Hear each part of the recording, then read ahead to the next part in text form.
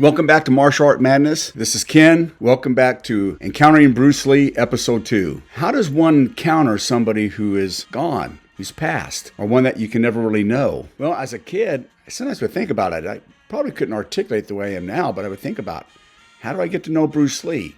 Well, I had the book that Charles got me, Bruce Lee, King of Kung Fu. I bought another nickel dime store paperback, Legends of Bruce Lee by Alex Ben Block, and whatever magazine articles I could get. But something I kind of discovered when I was an early teen, around 13, 14, that I could use to get to know Bruce Lee, even though Bruce Lee was gone. As a young Christian kid, how did I get to know Jesus? Well, I got to make a point. Jesus is the living one, but a lot of what we get from Jesus is through historical sources or through a historical tradition. And while I'm articulating it better now than I could have then, it kind of dawned on me. How do I get to know Bruce Lee? Well, through Bruce's words, through the writings of people who wrote down Bruce's life, and we have the added addition of film. At least some of Bruce Lee is going to come through those movies. So I decided to really kind of break down the Bruce Lee movies that I'd seen and delve deeper. Now you have to remember, in the 70s, it's not like today. You saw the movie when it was re-released at the theater. So I would go every time they were re-released. And I was kind of fortunate that in Spokane, Washington, we had what was known as the Magic Lantern Theater. Now, the screens weren't very big. They had 3 movie screens, if I remember correctly. And they'd have these midnight showings of Dirty Harry, of Rocky Horror Picture Show, and often Enter the Dragon. And we also had drive-ins where re-releases happen often. So at least once every summer, a Bruce Lee movie was re-released at the drive-in. And my friends and I would go to them. And sometimes my mom would even take me, and so would my stepdad. And so I was very fortunate that his movies were re-released. I mean, back in the 70s, they weren't even putting him on broadcast television yet. It wasn't until the mid-late 80s that you started seeing it on broadcast television. And so I would break those down. And of course, the advancements of HBO and Showtime, watch Bruce Lee all the time. And I would learn from the magazines. And so some magazines became more important than others to me. And my money shifted from comic books to martial art magazines. And I had my favorites. Black Belt magazine was good. Fighting Stars had a lot of Bruce Lee in it. Fighting Stars was a martial art magazine that dealt mostly with martial artists and celebrity. They could be actors, stunt workers, directors, screenplay writers, musicians. And at least every magazine had at least some feature of Bruce Lee in it. Matter of fact, I still have one of my Fighting Star magazines to this day. Out of that, and the biographies, and then other books started coming forth, and then Bruce Lee's own books.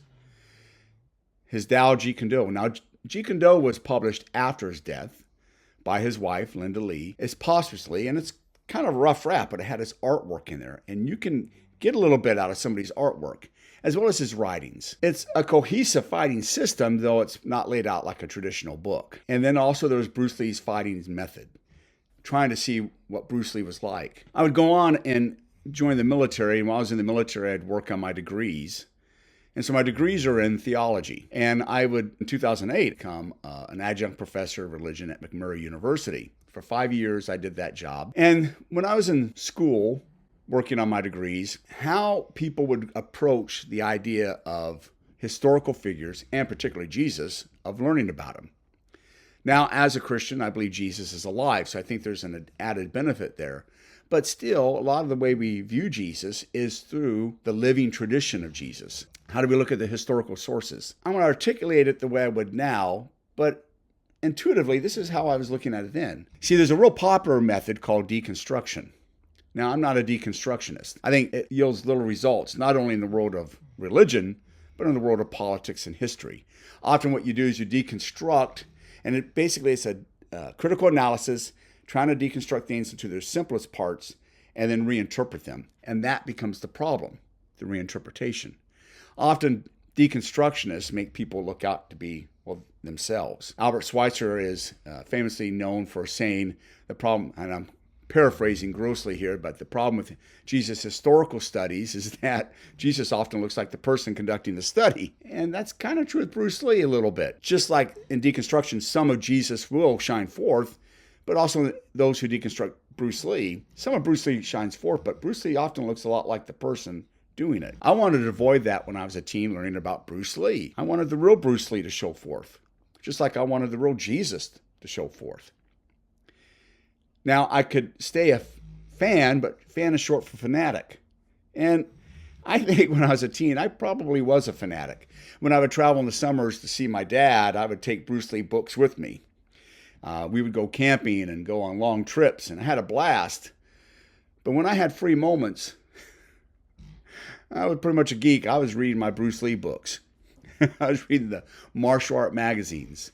Matter of fact, they would do things on the trips because we all had our little money. I'd have my money I'd saved for from working for my stepdad, and everybody would go do things. And I was saving it to when I got back home to buy more martial arts stuff, mostly books or articles on Bruce Lee. I really wanted to try to get to who Bruce Lee was, but I didn't want to be a fanatic, even though I was. And it took some time to work through that because I'm a teen, and so we idolize things. We create a caricature of the real person when we're teens. It's quite often the case, for good or for bad. And if we're not fanatics, we're usually on the opposite end. And I got to a point where I didn't want to do that. I really wanted to learn who Bruce Lee was. It was a process, and it took time.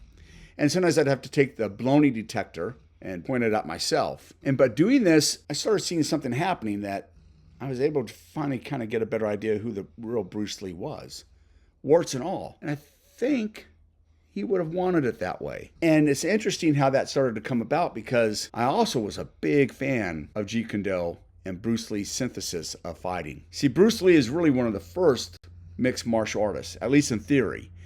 While he was not pressure tested in competition, he was pressure tested in street fights. That's how he got started in the martial arts. His parents started giving him some discipline because he was in gang fights and fighting all the time. And he started training with Yip Man, trained in Wing Chun, but he also would develop a fascination for other martial arts. And while he was really fixated on Wing Chun as a teen, by the time he gets to America, he is starting to see that you should not limit yourself to one system. He would say that in a famous interview to where he didn't believe in styles anymore. There's not a one style of fighting that limits you. And he's correct. But what really got me to fall deeper into Bruce Lee's fighting method, Jeet Kune Do, is, well, I've never formally taken it, and I don't know if I would have. I kind of liked the karate systems I was in. But it was this idea of fighting with your lead side. He had believed, has been written in his books and by Danny Inosanto in some interviews, that your straight lead side is your best side to fight with. There's been many martial artists who have written about this, and it worked for me fantastically. I'm right-handed, so I fought, and it was natural for me to fight with my right side forward. My right jab was more powerful, and then my least powerful hand and leg could be in the rear. So if I needed extra power from them, I could get it easier. Because my right side was already powerful, and my right side was quick. And I already had this natural side kick, but I found when I was in tournaments, if I fought that way, I usually prevailed. And this would really open up when I would encounter, first time, Bill Superfoot Wallace in an official karate magazine. And I go, wow, he looks like me. Now, I knew who he was, but I'd never really encountered Bill Wallace in an article. And I go, he kind of fights like me. Well, actually, I was fighting like him. And from the side kick, I learned how to do the lead leg roundhouse and lead leg hook kick. But I also had the added benefit that I could do more kicks than just that. Making my predominant side, my strong side forward, helped me prevail, which dug me only deeper into Bruce Lee's fighting method. And I will be doing a video in the future on that. That's not part of this series, but it worked for me. Ultimately, he's not trying to get you into what he would call fixed positions. You take what is useful for you, works with your personality, your makeup, your attributes, and you go with it. And that resonated with me. I love the martial art of karate, but not everything resonated. But now, it would be wrong to say he was the first mixed martial artist. There were other people doing this at the time, but he's definitely the most famous, and he was definitely way ahead of his years. Way ahead of his years. I'm not talking a few, I'm talking a decade or two. If I got to express myself in my way of sparring or fighting, or what worked for me as a martial artist, even if I wasn't fighting, what allowed me to get out into that zone, to have those moments, whether it's training or competition, or whether it's relaxation afterwards. So through this idea of a Bruce Lee community, much like a church, except we're not gathering together, I discovered that I could really learn who Bruce Lee was. I could watch his films. And what did I get out of those films? Well, I got from Green Hornet and Kato when I could see reruns, which was not very many opportunities back then. that he was still holding on to some of the traditions of the fixed positions. You can see that evidently. But when I was a kid, that was still pretty awesome. There wasn't much gung fu on TV or any type of martial arts. But when I would compare that to his first movie, The Big Boss, aka in America was released as Fist of Fury, you could see a drastic change within just a few years. You could see this drastic change again in Fist of Fury, aka Chinese Connection. The fight scenes he seems to be more confident in and the way they're handled. A little more stylized, not quite as raw. The Big Boss, I think the fight scenes are much raw, and there's a beauty in that. In Fist of Fury, there's moments of fury, of rawness. But there's also a little bit more moments of strategy. At least that's what I perceived. And then there is The Way of the Dragon, also known as Return of the Dragon. Maybe it's because it's the first movie I saw Bruce Lee, but over and over again, it's still my favorite. Bruce Lee really shines in that movie, and this is why. He wrote it, he produced it, he directed it. He was known even for playing, I think, the drums in the soundtrack, and he acts in it. His humor comes through. I don't think his humor always lands, but it's him, and that's what I love about it. My humor doesn't always land either. Probably most often it doesn't. And you really get a sense, with struggles and warts and all from him, that he wants to be the good guy, and that's why the movie is written the way it is. He wants to be a hero. And when it gets to the fighting, you see a development in the movie too. Right away, after the first fight, he gives a quick little sermon, but it's not long, it's not too preachy. But I got the point as a teenager. And I think other more seasoned martial artists got the point too back in the day. And he's mentioned they're all learning karate, but I won't do this because I'm into Chinese boxing. Do you know Chinese boxing? And Bruce Lee goes, yeah, I know Chinese boxing. But he also says this, but it doesn't really matter where it's from. If it can help you in a fight, it can help you defend yourself, then you should use it. It's good. And he was making a point because there was some prejudice between Chinese and Japanese. Probably not ill-founded. I mean, we forget this is in the early 1970s, and there's still memories and remnants of the war. But he's making this point. You can break the cultural lines, of which he did in America. In America, all the Asian fighting arts got together. Matter of fact, he was discovered in 1964 at Ed Parker's Long Beach International Tournaments. He was a gung fu guy at a karate tournament where he found that all the martial artists were going to compete and demonstrate there. And he did a demonstration and was discovered. And that's how he landed the role of Kato. He was also really into boxing. And you can see in the movie the development from his first fight, where he's doing a form, to the last fight, where he's fighting Chuck Norris, and the fixed positions are not doing him any good against Chuck Norris. Chuck Norris is bigger, stronger, and the fixed positions does not allow for Lee's quickness. So he almost becomes a boxer. Great footwork, moves around, and then throws his punches and kicks. And now he's got the advantage because speed kills. And it does. Nothing beats precision and timing. And speed usually beats power if you got the precision and timing down. And in his footwork, that happens. He is sending a lesson. Now, I'd like to say I discovered on my own. There are some articles and the various magazines I mentioned that discuss how Bruce Lee is making that message. But as I delve more deeply into it, the text comes out to me. And I can see it. You want to exegete out of the text. What's in the text you want to bring out to get to the truth of it. In my younger years, I would eisegete. Every kid does. It's what you do as a kid. It's what you do as a young teen. But as I made it a point to really discover Bruce Lee, I really wanted to get to know him as best I could. I discovered that if I exegete the text, if I take out what's there, I'm going to get to know him better and his ideas better. And so when I would read the Tao Jeet Kune Do, I would try to exegete. What is he really saying? And there, I got a better idea about him. And then what are other people really saying about him?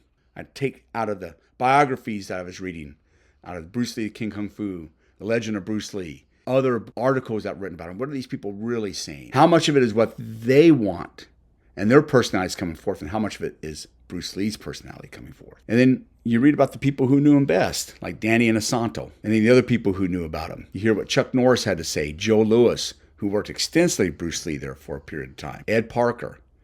And then this fuller picture emerges of who Bruce Lee was, warts and all. For an example, it's not talked about much, but Danny Inosanto brings it up, and Danny Inosanto and Bruce were extremely close. But Bruce Lee had a temper. Well, I got to know him a little bit better because I grew up in a household where my mom had a horrible temper. And by the way, as a teen, I had a temper. I didn't want to have that temper. Thankfully, learning about Bruce Lee and growing up around the temper, I made a conscious decision to work on mine. But by my mid-20s, I got a hold of it. But there's a lot of hurt and pain I probably put people through with it. And I have, in a way, Bruce Lee to thank for that, because I was getting to know Bruce Lee. And that's what we do when we honestly approach him. I think the worst things we can do is to deconstruct. The other worst thing we do is just be a fanatic or fan all the time. It's okay to be a fan once in a while. I do. When I watch his movies, I'm back to being a fan. But what I ended up doing was not deconstructing, but reconstructing. Taking the critical analysis of Bruce Lee and developing who he really was, and then how I could best learn from him, how I could best express myself, where other people can maybe get a little bit of knowledge about Bruce Lee. So when I often go and conduct kicking seminars or fighting seminars, I don't have an original thought in my brain. I'm not an original person. I wish I was. I'm just not a genius. But what I can do is people can get a little bit of glimpse into Bruce Lee and me passing on the knowledge and how I've developed his ideas in me.